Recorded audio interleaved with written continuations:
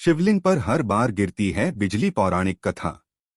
आप तो जानते हैं कि भारत में भगवान शिव के अनेक अद्भुत मंदिर हैं। उन्हीं में से एक है हिमाचल प्रदेश के कुल्लू में स्थित बिजली महादेव मंदिर स्थित है। यह कहानी बहुत रोचक है। यदि आप इस कहानी को सुन रहे हैं और आप शिव भक्त हैं तो इस कहानी को पूरा सुने। इसके सुनने मात्र से ही आपके कई सारे कष्ट दूर हो जाएंगे।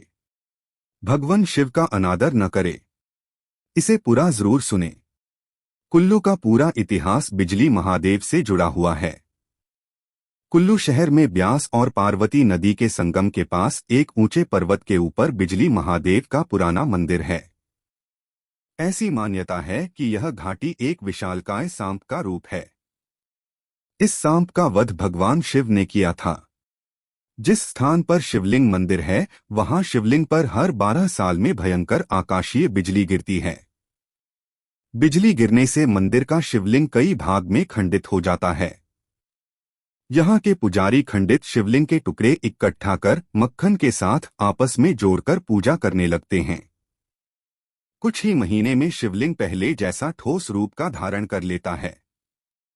इस शिवलिंग पर हर 12 साल में बिजली क्यों गिरती है और इस जगह का नाम कुल्लू कैसे पड़ा, इसके पीछे एक पौराणिक कथा है। आइए इस कहानी के माध्यम से जानते हैं। रहता था कुलांत राक्षस। कुल्लू घाटी के लोग बताते हैं कि बहुत पहले यहाँ कुलांत नामक दानव रहता था। राक्षस कुल्लू के पास की नागंधार से अजगर का रूप धारण कर मंडी की घोघरधार से होता हुआ लाहौल स्पीति से मथान गांव आ गया। दानव रूपी अजगर कुंडली मारकर ब्यास नदी के प्रवाह को रोककर इस जगह को पानी में डुबाना चाहता था।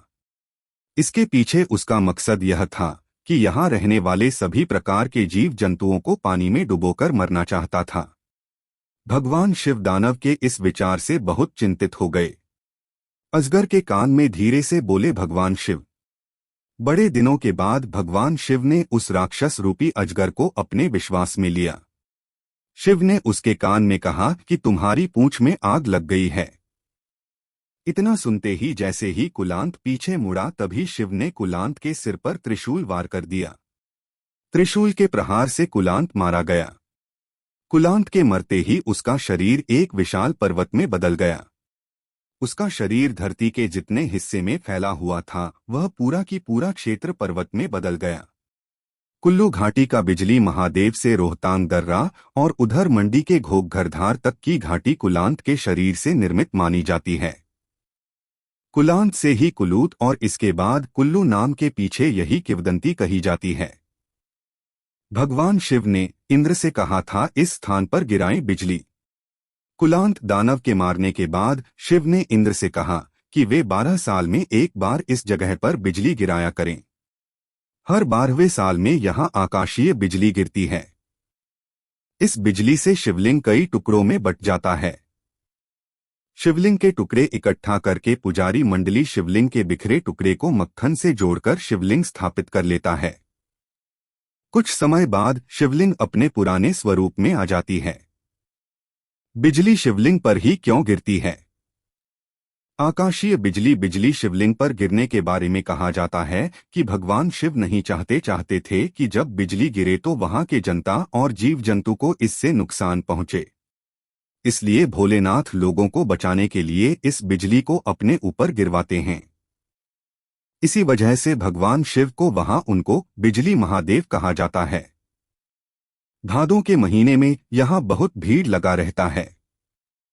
कुल्लू शहर से बिजली महादेव की पहाड़ी लगभग 7 किलोमीटर है। शिवरात्रि के समय में भी यहाँ बहुत भीड़ लगा रहता है। सर्दियों में भारी बर्फबारी। यह जगह समुद्र स्तर 2450 मीटर की ऊंचाई पर स्थित है। शीतकाल में यहाँ भारी बर्फबारी होती है। कुल्लू में महादेव शिव प्रिय देवता हैं।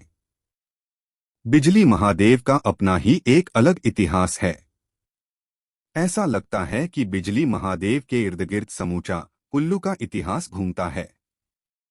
हर मौसम में यहाँ दूर दूर से लोग भारी संख्या में बिजली महादेव के दर्शन करने आते हैं। यदि आपको भगवान शिव की यह अद्भुत कहानी सुन के अच्छा लगा तो मेरे YouTube चैनल को लाइक, शेयर और सब्सक्राइब जरूर करें। धन्यवाद।